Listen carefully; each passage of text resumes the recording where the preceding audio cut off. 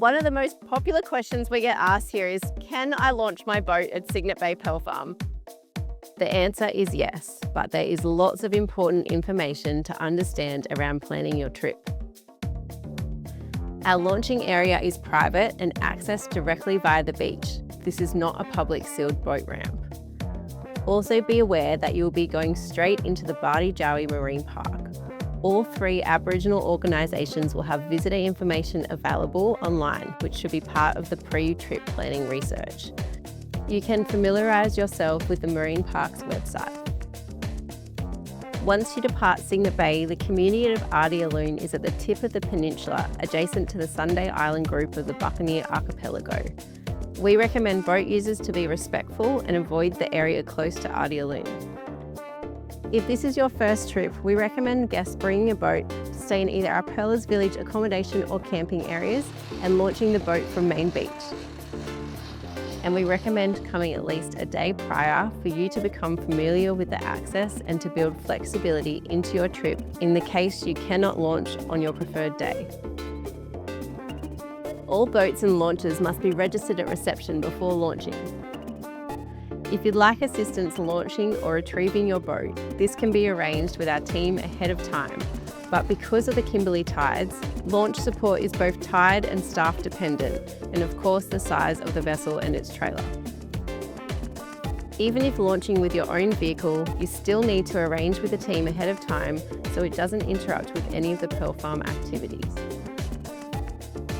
For retrieval and assistance, it's $230 each way, or for emergency retrieval, it is $1,000. This is best booked well in advance to ensure engineers are on duty the day you want to launch.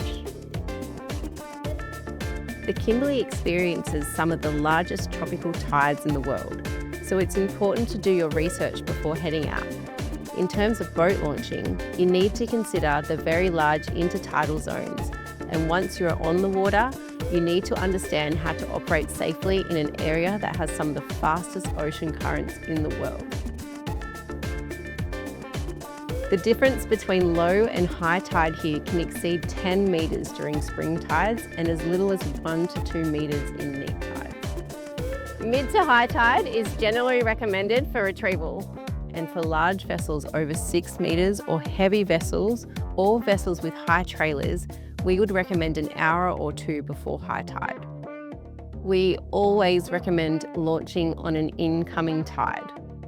For launching at our front beach, working out the tide times can be done by using Broome tide times plus 2 3/4 hours. It's important to understand the variations between neap and spring tides.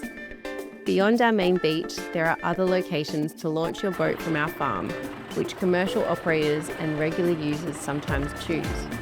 One of these is Divers Creek, which is only accessible at higher tides.